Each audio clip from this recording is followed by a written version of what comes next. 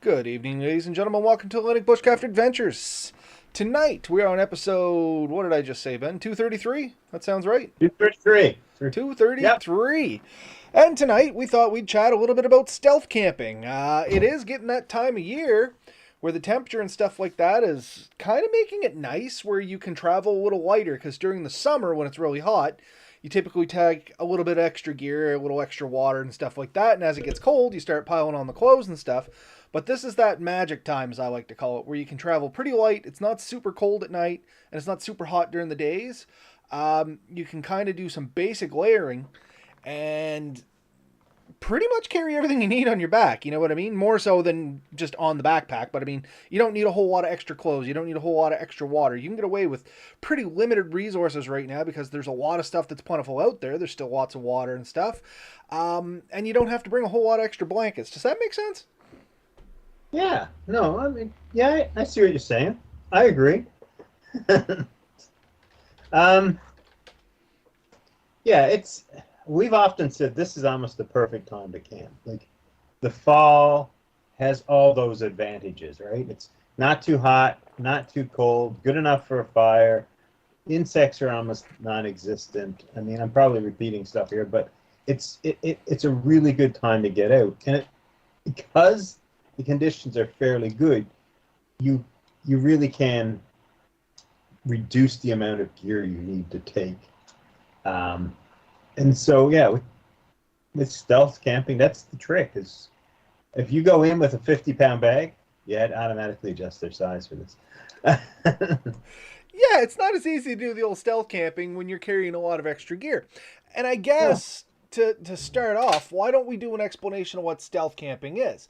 Because stealth camping, not to be confused with leave no trace camping, because they are a little different. And stealth camping, it was kind of you that introduced me to it a little bit, and I did some searching on it, Ben. So why don't you kind of explain what stealth camping is at its core? So stealth camping is camping. It's a few things. It's camping where you wouldn't normally camp. Oftentimes it's done where it's maybe not even legal to camp, but it's also camping so that nobody knows you're there. And of course, if, with a lot of things, you could look at that and you're doing it for nefarious reasons. But no, that's not the general trend that people are looking for. They just want to go camping somewhere they can. So picture someone who's got a public park that's close by, which has a good wooded area, and they say, "I'd like to go camping. I'm going to go in there. I'm going to stay for a night in the woods, but this park isn't traditionally a camping park."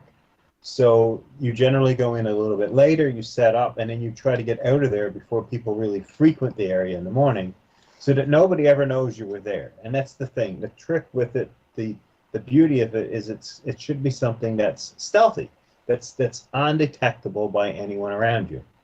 Um, and so stealth campers do go to a great lengths to make sure that there is as un, unseen as possible. There's a term I like to use. It's called the gray man. And so if you're stealth camping, for example, you might not use a camping backpack because that stands out a bit, but you would be looking for more of a school backpack or something. I've even heard of people using like a briefcase, something that you wouldn't expect somebody's taking camping, but you'd expect them to take it on the bus, be walking around town with it, something that's basically invisible. Same thing. You're not going to be wearing maybe big hiking shoes, but maybe just more run-of-the-mill runners or regular boots. Just things that when people see you, they just assume you're out for a walk or going from point A to point B, not heading in for the night. Yeah, That covered it? yeah, that pretty much sums it up real good. And like I said, I just wanted to make it clear that stealth camping and leave no trace camping two separate things. And of course, Danny, he's joined us here in the comments. He said, unfortunately, on PEI, other than campground, it's all stealth camping. And that's the thing. Ben kind of laid it out there. There is nefarious reasons you could do some stealth camping. There's you want to camp somewhere because it's the only place you can camp, and then there's you just don't really want to draw attention to yourself, and maybe it's perfectly okay to camp there. And I actually have an area like this, and I think I showed it to you on a map before there, Ben. it's literally just off the road, but it goes straight down an embankment, and it runs right along a river. But the problem is, right around that, like you're not very far from anything, like maybe 100 meters. And there's a business behind you. A couple 100 meters another way, there's a few residential buildings. It's a place that I guess, you know, I would stealth camp. I take my time getting in there. Don't bring a lot of attention to myself, and I try to be minimal about my footprint when I'm there. So I won't bring a great big fancy tent or a great big fancy tarp or have a great big raging fire. And in this location, I probably could. It's Crown Land. It's right beside a river. I'd be perfectly within my right, but simply because there is businesses, there is residential, there's stuff like that. One, I don't want people coming over and seeing what I'm doing. Not because I, necessarily am up to anything bad. It's just, I like my privacy when I'm out there camping. And I don't want to introduce people to a campsite so it gets overused because you and I, Ben, we do practice a lot of, leave no trace.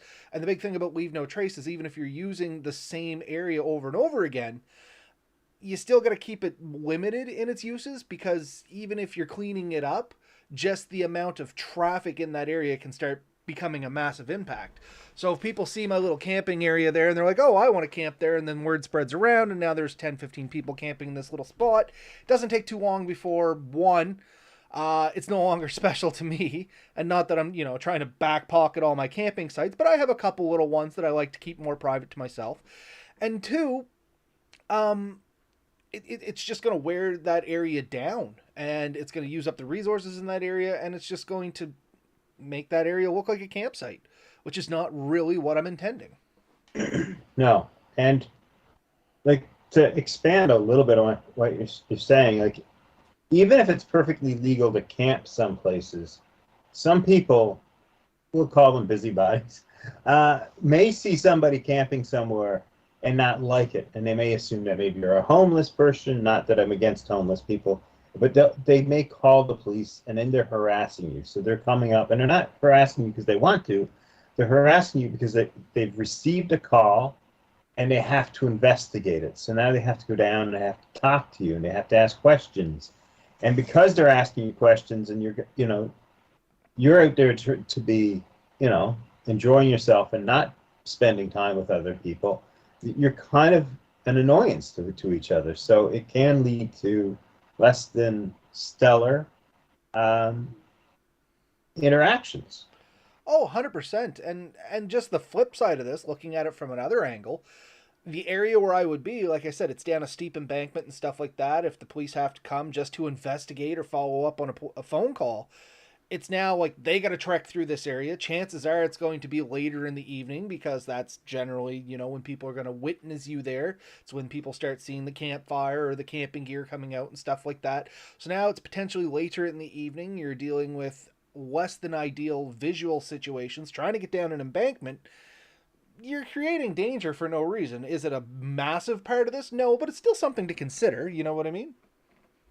Yeah, and you could be, even if they don't have the right to ask you to leave, it's not impossible for someone to ask you to leave.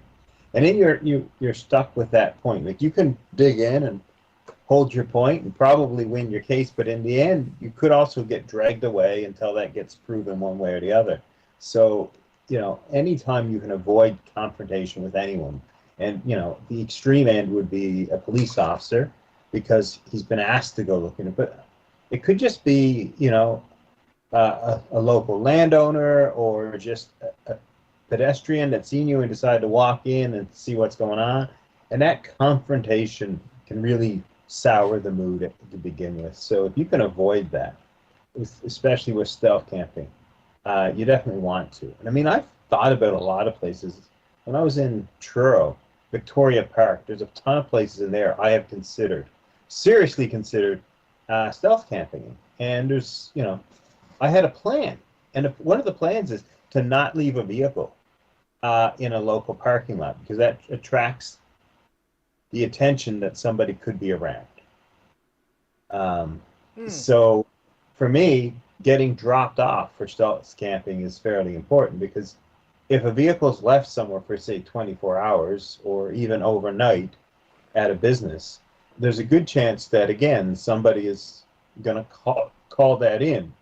And again, now you have somebody investigating. Is someone hurt? Is someone lost? Why is the vehicle there? Is it okay? Was it stolen? You know, so you're going to get your numbers ran. You're going to, there's a report that you were there, and then if anything happens, you can get that sort of unwanted attention. So for me, there's other places, divided highways with the forest down the middle. There's a few that I've sized up over years, and I'm like, there's a little pond out there, and there's like a lot of trees, and I'm like, I think I could camp down there. Nomad Uh, makes a good point here too. It's also coming on hunting season, and you might just want to get an easy night in good weather without too much extra gear in a hunting area where you might run into other hunters. And once hunting season starts, of course, you're going to need to wear hunter's orange and stuff like that because we do want you to be safe out there, folks. But this time of year, being a hunter myself, I don't want to throw stones, but there are some hunters that are very particular about the areas that they hunt. Even when it's not their property, they're hunting crown land and stuff like that, hunting season comes around, these folks get very personal and very, I don't want to say possessive, but yeah, almost possessive about these areas. And that's another kind of attention you may not want to bring. And I've experienced this just going out for day hikes and stuff like that. Right around this time of year, people are starting to set up their deer sites and stuff like that, and you'll be just walking along, and all of a sudden somebody will shout from a tree like, "Hey, what are you doing around here?" And you're like, "I'm just out for a walk, man. The trees are talking." And then all of a sudden it's somebody in a tree stand, and they're out there, they got apples or carrots or whatever they want out just the other side of you, and they're watching this to see who's coming and going, and they can get a little touchy. You know what I mean? It's not common, but it does happen. well, yeah, I mean, disturbing a hunter has a lot of things, and as two people who do hunt, I'm not generally a prescriber of stand or tree hunting personally. It's just not my thing. I don't have a problem with it. But if you're at a stand and somebody's walking around, they could be disturbing wildlife. They could be driving wildlife away from you. So that's an annoyance. There's also the safety aspect. They have an area they're planning on shooting in. If you're in that area, then all of a sudden they get much more nervous about shooting, because what if you're just beyond the line of sight? They've checked everything out and there's nobody near, and they're only aiming at the deer. But now somebody's walking around. Now I have to be checking that stuff. So, um, Yeah, it's a minor nuisance for the hunter, and it's also things to be aware of as a camper.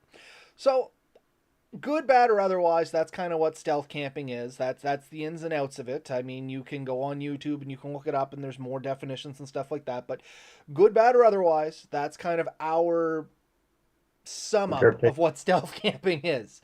Now, we don't encourage you folks to go out there and break any laws or get yourself in troubles or anything like that. However, if you're going to do stealth camping, and I mean, there's perfectly legal means to do stealth camping, we've talked about them. So, keeping in mind the things that we'll talk about here tonight, we're assuming they're going to be used in good, lawful ways. So, that's our disclaimer for tonight. We're not encouraging people to trespass, break laws, or do things they shouldn't do.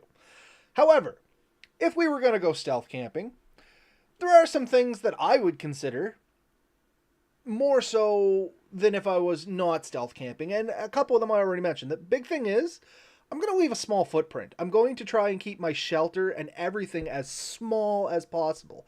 I don't want to be taking up a massive amount of room, because the more room I'm taking up, the more of a visual aspect that's out there.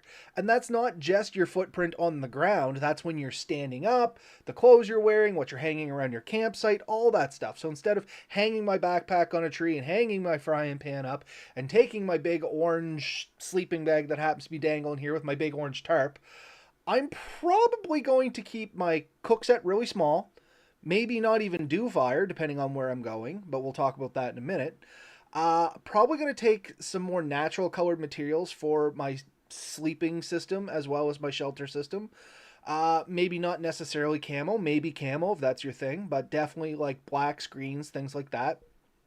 I'm going to try to stay more closer to the ground. If I was going to do real stealth camping, like, try to be seen very little, I'd probably go with more of a shallow pitch triangular shelter. I might even avoid the hammock and stuff like that just because it's going to be up a little higher. But once again, the area is going to dictate that. You know what I mean? That's just the first thing that comes to mind for me. And some of this may be, common sense, whatever you want to call it. But still, reducing the footprint is the first step to me. Yeah, definitely. I mean, you want to really think about the gear you're taking. Like you said, camo or earthen colors at least, so greens, browns, uh, nothing bright or that contrasts the environment that you're in. You tend to do this in areas of more dense woods if you can. So your clearings won't be as large. So if you are setting up a hammock, there's a good chance it's going to be with boughs basically touching you or very close. You want to get far enough from the trail that someone won't accidentally see you. And a good sign of that is you can't see either the trail or buildings and things nearby. I watched one guy, he did one where he could actually see some houses from where he's to. I recommend against that. There's a few reasons, and one is even if it's not your intent, if you're close enough to houses, somebody might think you're spying on the house or the people on the house, and it just avoid that. So look for places that you can't see anything, and that most likely that means they can't see you otherwise. Go with that gear. I agree with you. Small footprint. For me, a lot of places the hammock would work, but again, you're going to hang it maybe a little lower than you would normally, maybe a little flatter so that you can get that low. And if you're using a tarp, you're going to use a much smaller tarp, and you're going to pull the sides in probably a bit more. You're not going to span things out. Likely wouldn't be able to stand under this stuff. A tarp shelter works really well for this type of camping because you can hook it maybe in underneath a nice tree. But yeah, try to make yourself as invisible as possible. If you can get below high points of land, so in like a little divot, something we would normally tell you to avoid because that's an area of flooding, but with stealth camping would make it a lot better. And it's a good skill to practice. I mean, it was something the military taught us, was when you're setting up your night, you want to be as invisible as possible. So things like red lights and maybe like, the other colored lights, don't use your white or yellow lights because that shows up over a greater distance. But the reds and blues don't travel so far. It's a shorter wavelength or something like that, so it doesn't travel as far. There is some science behind that. And something that gets overlooked a lot when setting up, and probably with your military background, you'd know a little bit about this too, Ben. Symmetry. Try not to set straight lines in symmetry because that generally doesn't happen in nature. Yeah. Yeah, and it's so with any camouflage, I mean that's if you the ghillie suit and there's the camouflage netting. I can't remember what the title on that is, but it's all rough, little pieces of felt materials, but you can do the same thing with branches. Anything to break up your silhouette, because the human eye is designed, and the mind is trained to pick out things that look human. In fact, we'll see things that look human that aren't, because we want to see that. And an example of that would be if you put something slightly humanoid up, so four limbs and a head, people will see that even if it isn't actually an animal or a human. We will see it as something immediately, right? I And think then it's you called get closer. matrixing. Is that what it's called? Or is that when you just see faces where there's no face? Anyway, I know exactly what you're talking about, and there is a term for it. Yeah.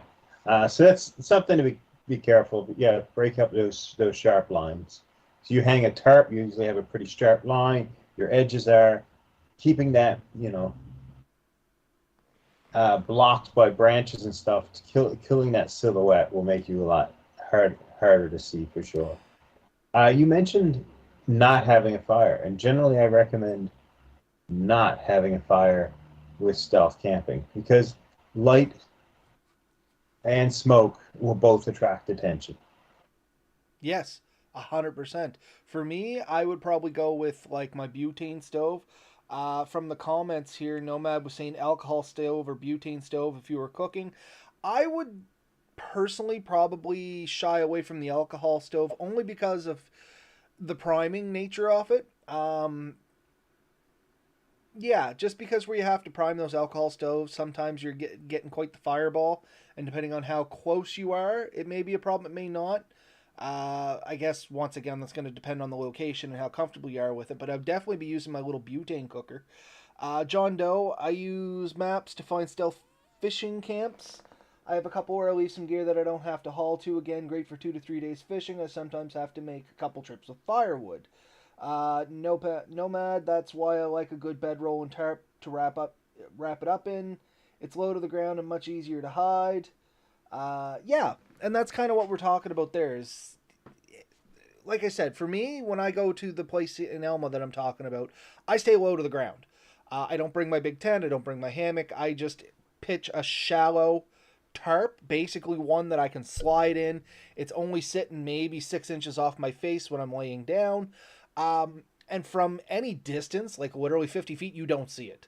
It's in the only bad spot about the area is I do use a little bit of a natural hollow, which gives me a little bit more room again. So I only go there when the weather's good because I don't want the water and stuff to gather on me. Yeah.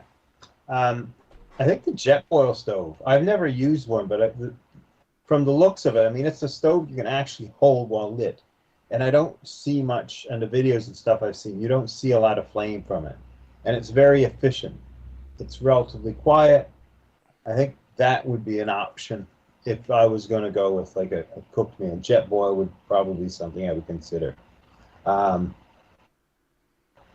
any of these stoves, if you have open flame, like visible flame, do know that that's going to catch someone's attention. We'll see that light. A bivy bag. Did you mention that? A bivy bag? I didn't mention one, but that's a pretty good setup there too. Bivy Okay. bag, if anybody's wondering, is literally basically a bag you can crawl inside of that has some waterproof properties to it. Yeah. Um, yeah, picture like putting a sock over your sleeping bag that you kind of cuddle up in. Yeah. And oftentimes they'll have a slight tent over your face, but most of your body is just it's the minimum you would get for a shelter, basically, and it doesn't need to stick up much. So that would, a small hollow, and you can completely disappear with something like a bivy bag. Um, so it's a good setup. So John Doe saying here, camo netting is a great for people not seeing your camp from a distance. It's also much cheaper now, and that's just it. Same kind of ideas like ghillie nets or ghillie suits. You can even use like natural coverage and stuff like that. Big thing is don't make straight lines, don't make symmetry. Those are two things you don't naturally see in nature, not often anyway. So you can use some natural stuff there. If you have your tarp, just don't make it look so angular. Throw a little debris over it. Doesn't have to be much. It just breaks the silhouette up from really 20 feet away. You know what I mean? And you'll be good from there. And as you get better at it, it's easier to do. Like, I'm no expert at it. Don't get me wrong. But when I am camping there, I will take some like leaves and needles and stuff like that and just throw it over the tarp. I'm not trying to completely cover it or add a thermal layer. It's just throwing some over it to break up that silhouette, much like Ben said. So if somebody's glancing across the river from the other side of the road or whatever, they're not seeing this angular tarp, which has a point and runs down so long and then cuts off. It just Yeah. breaks that up a bit. Yeah, it doesn't take much leaves, debris to really break that up. A couple of pieces of moss, you can make something disappear pretty quick. So we've covered the shelter a bit about it. Trying to get your bag when you go in low on bulk is a big part of it. And things like your sleeping bag and your sleep system, that can add up. So, compact sleeping bags really help with this venture. They help a lot, actually, for a lot of reasons. But one of them is, just if you're going in with a suitcase or a small backpack and you don't want to show that you're going in camping, you need to get your gear down to an absolute minimum. And this is where the skill comes in, right? So I know you must have a few. Like, you can get sleeping bags. They're not super warm, but they're probably not much bigger than a couple of fists. I probably have one within arm's reach. I think it's in the closet. But yeah, and that's what makes this time of year so great.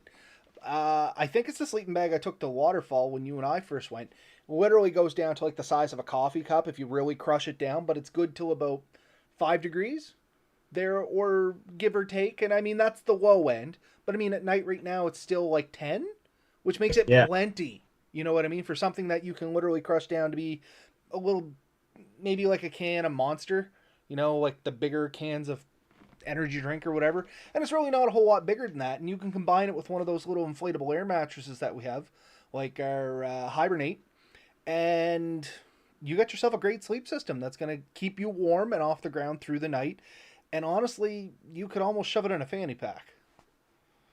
well, that's the plan, right? I recently picked up I don't know, Trekology pillow, and that thing goes down to less than the size of a small pop can.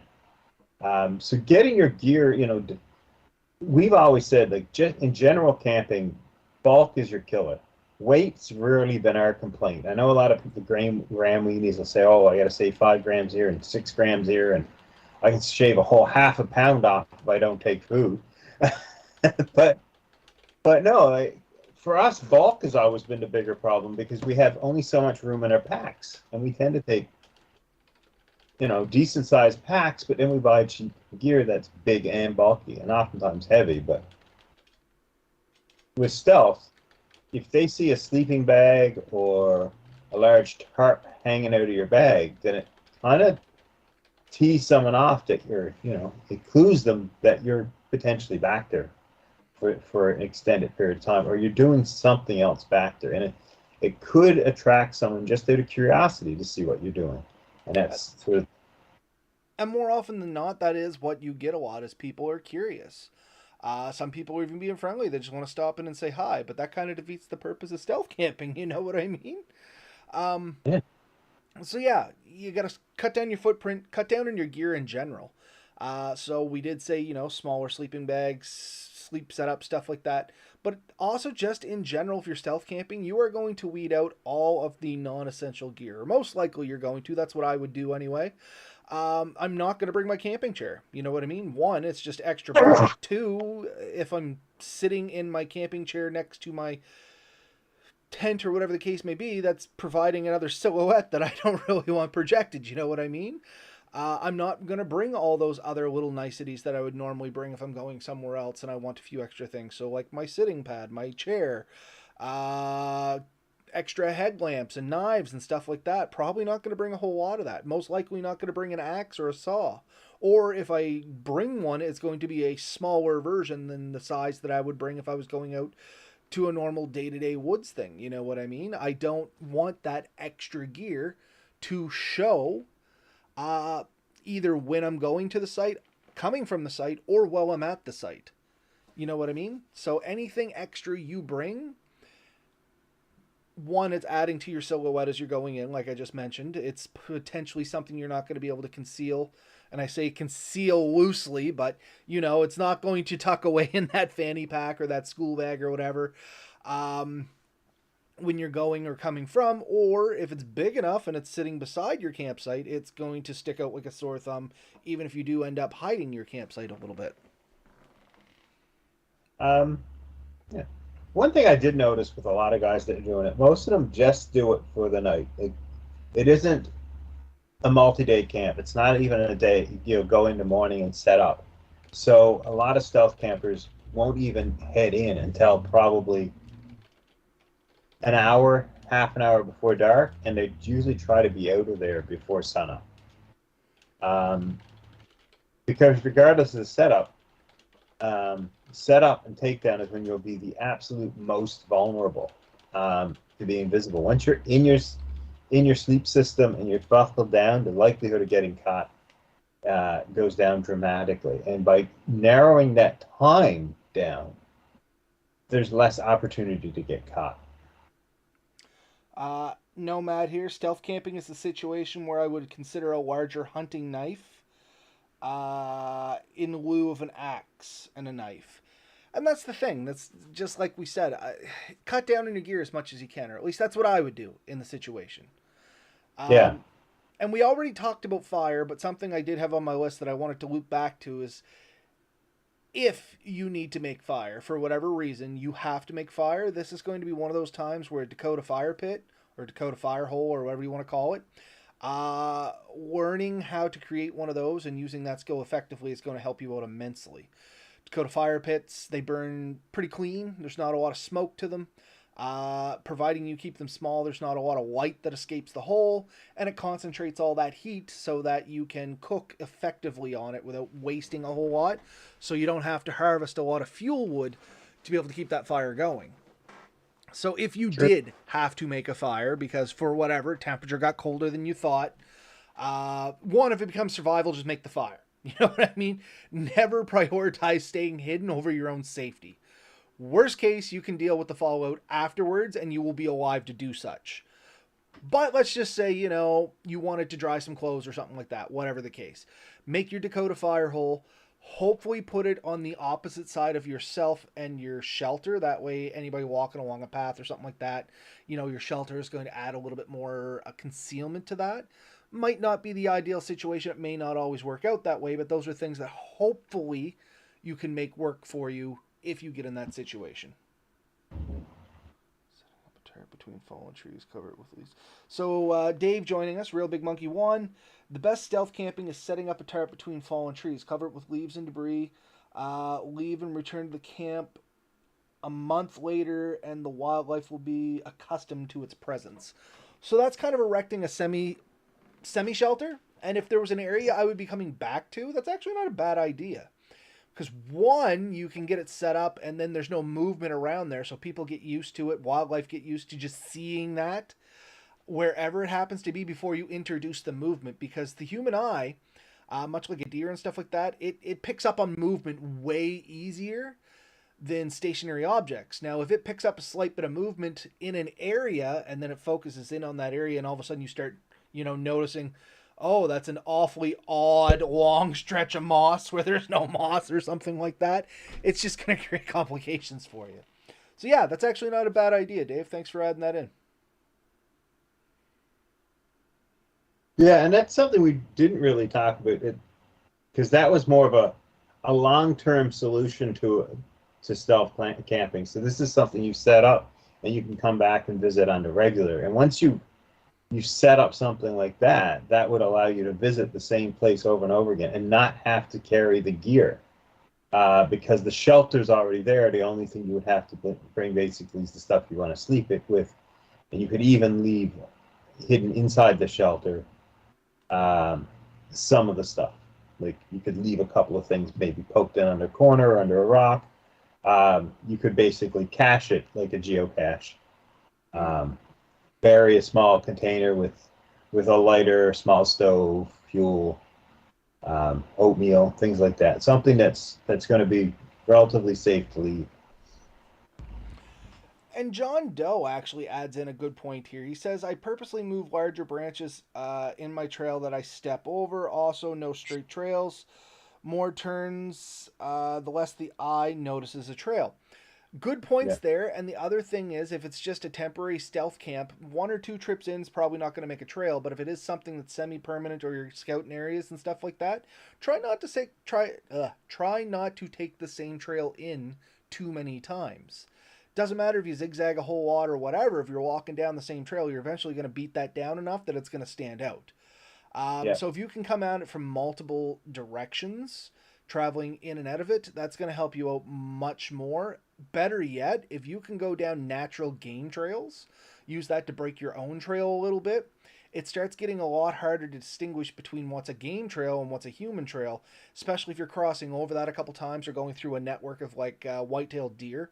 White-tailed deer tend to have a trail that'll link to like a spider web of other trails. If you can follow their trail down and hit one of those hubs and then branch off from there, it makes it a lot harder to try and track down the individual unless, the person trying to find you has those skill sets. There's certain things that are just more difficult to hide, like footprints and things like that, if you know how to look at how the ground's kicked up and things. But that's tracking. That's a whole other thing. If somebody is tracking you, you're probably no longer on the legal side of stealth camping, would be my guess. So we're not going to touch that one. But yeah, no, great information, John. Thank you very much.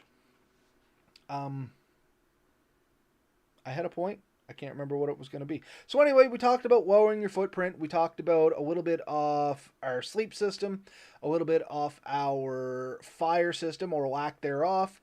Uh, Cut down on tools that aren't necessary.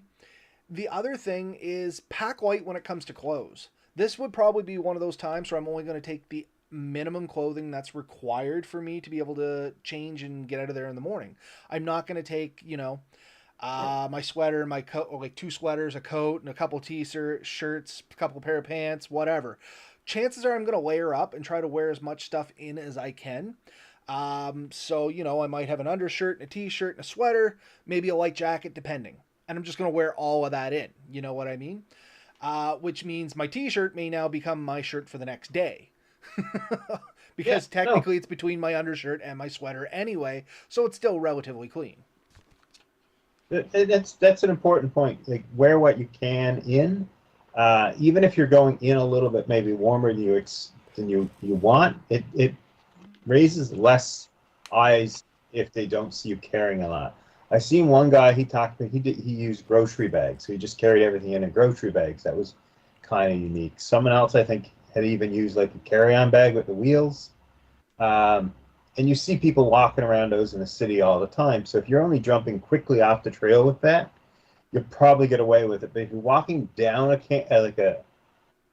dirt trail with one of those, that's gonna add to the attention. So think about where you're to and what would be normal for that area. And I think maybe this might be a good time to sort of expand on the gray man idea, because I think there's a lot of similarity in that. And anyone who's not familiar with gray man, and you've probably heard me already mention it a couple times, is a gray man is someone that nobody notices, you don't see. And a gray man in, say, Surrey, BC, and a gray man in Pictou, Nova Scotia is not necessarily the same person. So somebody who works out as a gray man there wouldn't necessarily here, and it's a good thing. You have to look at what the average population is wearing, what types of clothing, how they do it, and if you may have to switch packs, switch footwear. The military did a thing where they sent a whole bunch of people to North Korea, and they sent them all with all the exact same clothing. It was still a uniform, although it was supposed to be the civilian. And I think the shoes they chose shoes that were Nikes, I think, and they were picked out right away by the North Koreans. It's a story I heard, and it was because nobody had Nikes in that area or that color. It was something that stood out as not being the norm, and there was 4 guys wearing them, all the exact same. So in that case, you would want to look and see what is the average person and what works for you too. So dressing in a culturally appropriate clothing, but you don't fit that culture, that'll make you stand out even more. So if that's the case, still keep in mind, what are people that look as much like you as possible wear that sort of stuff. If they're carrying grocery bags, you carry grocery bags. If they're carrying a bag slung over one shoulder, you carry a bag slung over one shoulder. The goal is to be as invisible as possible, yet plainly out in sight. And that's the thing. Hiding something in plain sight is usually the best place to hide something. So to sum up Gray Man a little bit more, to dumb it down for somebody like myself, if you're wearing hiking gear in a shopping mall, you're probably going to stand out. Same as if you're wearing a business suit in the woods, you're probably going to stand out. 2 extremes, I understand, but that's just sums it up. Dress for the area you're going to, like the people that go to that area. But yeah, I mean, there's a lot of little things to it. So if, say, I'm going to use it because it's a pretty good example for Vancouver area where I'm to right now. Vesties is a very common footwear worn here.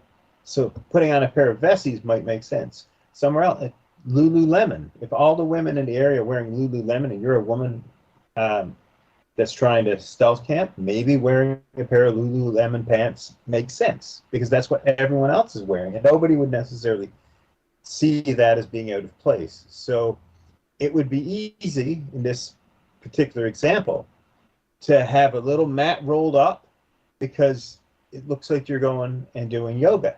So if you're dressed like all the other people going to yoga, nobody thinks you're going camping. They think you're going to yoga, which 80% of the women in that area probably are on the way too. So then you get away with it. Um, you want to look, like I said, the area and the people and the activity for the event. So, if there's a squash court nearby, you could potentially carry like a squash rack. It doesn't help you with the camping, but it makes you blend in. 100%. So just giggling at something Dave said here. Dave, in Georgia, everyone wears camo clothing everywhere, even grocery shopping. It's not just No, Georgia, Dave. It's not just Georgia, man. a lot of Nova Scotia is the same thing. And actually, you don't have to go far from where I'm to that you start to see that. As you get into more rural areas, uh, stealth camping would kind of get a little easier because honestly, half the people out there are driving around in, pickup trucks and you got a camo backpack and a camo jacket on anyways.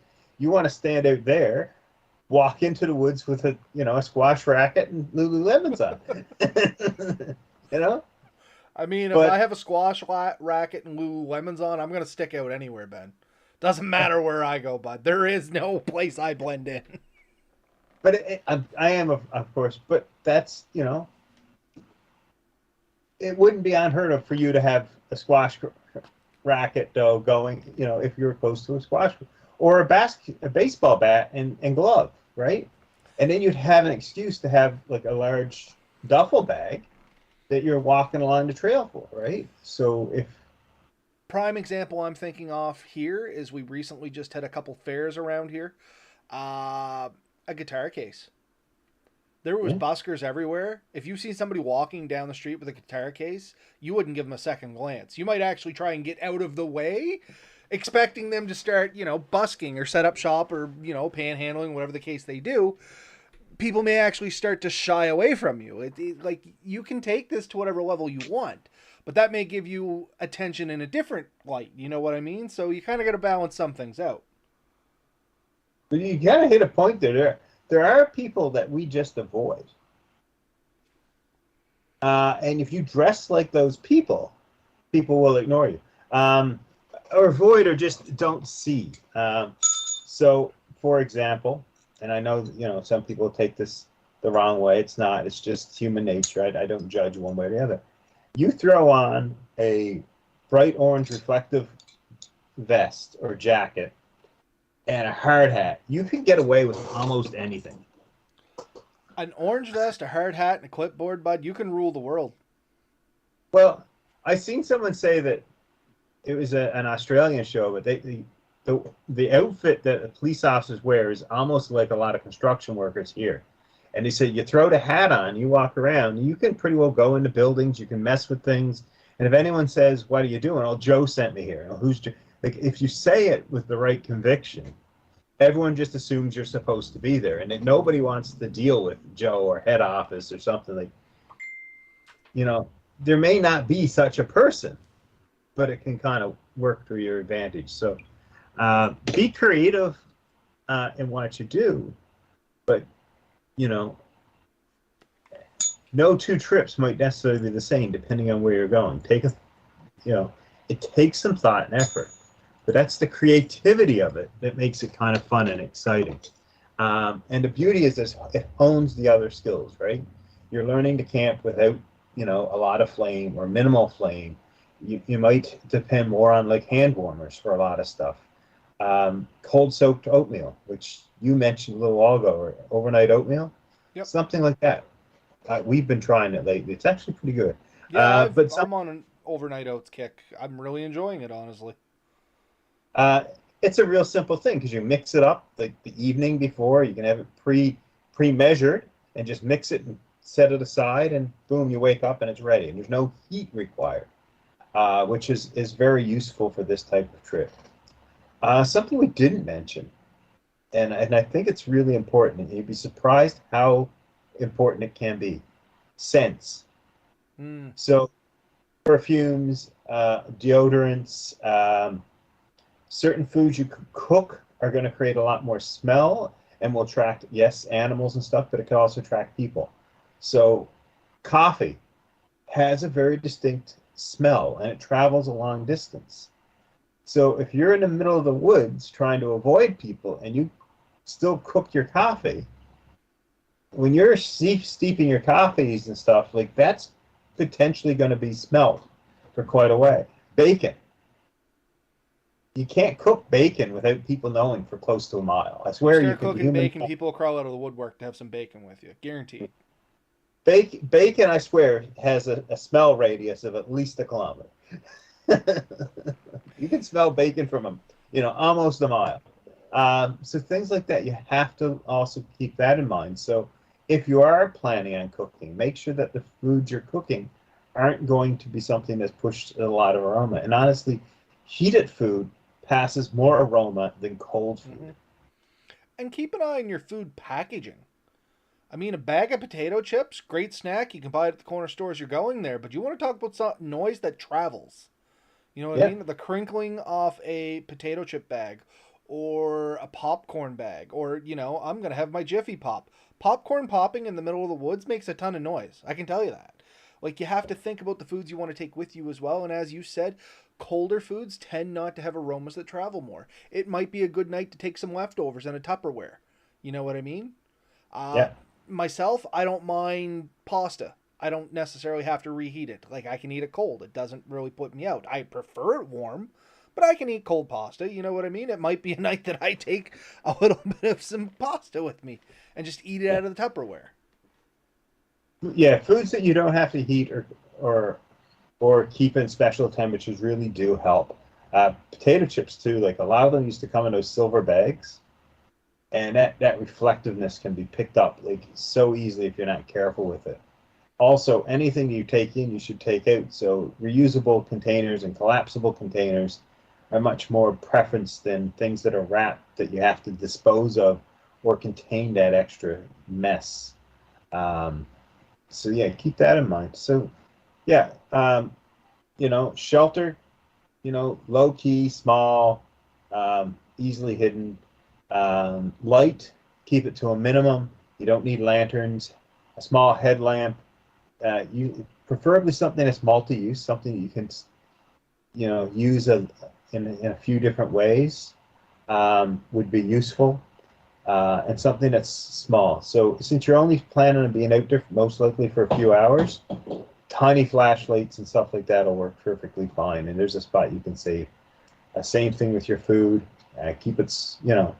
Keep it minimal and as invisible in many ways as you can. And like I said, when you go in, don't make it look like you're going in for 2 nights. Make it look like you're Going for a just walk. headed, yeah, going for a walk, heading back from groceries, or heading to a job, or about to do a different activity. Um, Photography would actually be a good one too. A lot of photographers carry like a fair sized backpack and maybe a tripod. So these props um, can oftentimes be used in different methods. Like a baseball bat could be used as a stand.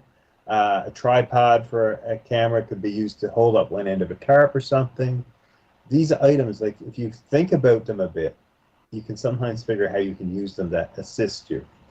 Um, yeah, Just a couple comments here. John Doe, electric bikes are quiet. Great way to put some distance between you and where you want to go is an electric bike. It's also good when you're coming out in the morning, or a pedal bike or something like that that doesn't offer a whole lot of noise, and you can hide it with you. Um, you can take it into your campsite, lay it down, cover it over a little bit, and you can pretty much make it disappear as well. And Nomad, back to the Dakota fire pit. It might not let a lot of light out, but you can still smell it. And that's why I said if you were, desperate, the Dakota fire pit's the way to go. Once again, they burn pretty efficient. If you can keep a hot fire going there, you're gonna have very little smoke. Not no smoke. Any fire's gonna have some smoke and some smell, but it's very minimal. And you can keep that fire pretty small too. Once again, is it perfect? Absolutely not. Much rather use butane or something like that. But I have been in a couple instances where I've had to make a fire and potentially didn't want people to see it. Dakota Fire Pit is usually the one I go for. And in those instances, it's usually the worry of somebody seeing the flames at a distance more than smelling the smoke. Um, I think in most of the instances I used this, people were still having fires and stuff like that. And that's another thing that works to our benefit, at least here, and I'm sure where you're at, Ben. A lot of people, they have recreational campfires. They have burn pits in their backyards and stuff like that. So as long as there's someone in the area that does this, and I don't know, like I know you're right basically in a city now, so maybe that's not a thing. Tell me again, what's a backyard? And I was just thinking, like my aunt and uncle, they live in a city and they have like they're just outside Halifax. They're literally under the bridge in Dartmouth. They have a small backyard and a burn pit in it. So I do know people in cities and stuff, they'll still do burn pits and things like that. So if you can smell a burn pit burning or you know there's burn pits burning, it's a lot less likely for somebody to raise an eyebrow at a faint smell of smoke. So much as if they're looking over a river on a hill where they know there shouldn't be any lights and they see a fire. I think some cities have pretty well banned like fireplaces in wood stoves. So in places like that where you can't put new ones in, that would be getting harder and harder to do. But yeah, there's lots of methods. Really think about it again. If it's a place where there's plenty of fires happening in the near vicinity, anyways, then one more little fire won't attract that attention. But if you're the only fire for a couple of miles, it attracts more attention. Um, yeah, so I think we've covered it, though. I really do. Yeah, no, we I think we had a pretty good conversation on it. We had some great comments from, or some great Yeah, hints and topics from the comments, I should say. And yes, I'm pointing over here to my other monitor. Um, yeah, I think that pretty much sums it up pretty good. That's all I had to say about it anyway. I'm sure I could yak for a while yet, but can. I think we would be remiss in not at least reminding people that be careful with where you go and what you do, and make sure you do it ethically. And I think that's more important than even legally. If you're going to stealth camp, make sure that it isn't going to harm or hinder anyone else. So and do it, you know, responsibly. If you're doing it, say within a few hundred feet of your ex-wife's house or something along those lines, you're doing it wrong. I don't Because think you're that's stealth camping. You are staking out. There is a difference. right, and this is highly illegal, and it's going to get you in trouble. I live, you know, in a city with a lot of green parks, and there are like I've walked around them, and there's a few there I thought, I could stealth camp here, and sometimes, I don't have the time to drive 2 hours outside of town to go camping, and I have seriously considered just grabbing, some basic gear and wandering down, as twilight starts to come and go in and set up for a quick few minutes and spend the night. Um, Choose your spot wisely. Get far enough off the trail that nobody's likely to trip over you or accidentally notice you. And just realize, too, that if people are walking their dogs and stuff and you're only 50, 30 feet away, chances are the dog's going to notice you, even if the people don't. And they'll bark and sniff. So try to get that distance again. Keeping your scents down will help with that. But yeah, do it ethically, do it responsibly. Um, if people abuse this because it's already in that gray area for some people, it wouldn't take long that places like that will get more and more strict in their enforcement. You'll see gates going up preventing you from going in, and you can be charged just with entering outside of hours rather than staying the night, right? They'll crack down to try and prevent it. So do keep that in mind, that if it's abused, society will react appropriately. Couldn't agree more. I got nothing to add to that. You said it beautifully, Ben. Thank you. All right, folks. Get out there. Have fun. Be safe. Keep it legal. Hopefully, anyway. And if not, like Ben said, at least be ethical, folks. We don't endorse anything, once again, going out there breaking the laws, but we still want you to go out there, have fun, just be safe doing it. Don't be hindrance to yourself or anyone else. That's it for me for tonight. Good night, I guess. Get out there, enjoy yourselves, have fun. Let us know how it goes. Night all. We'll see you next week.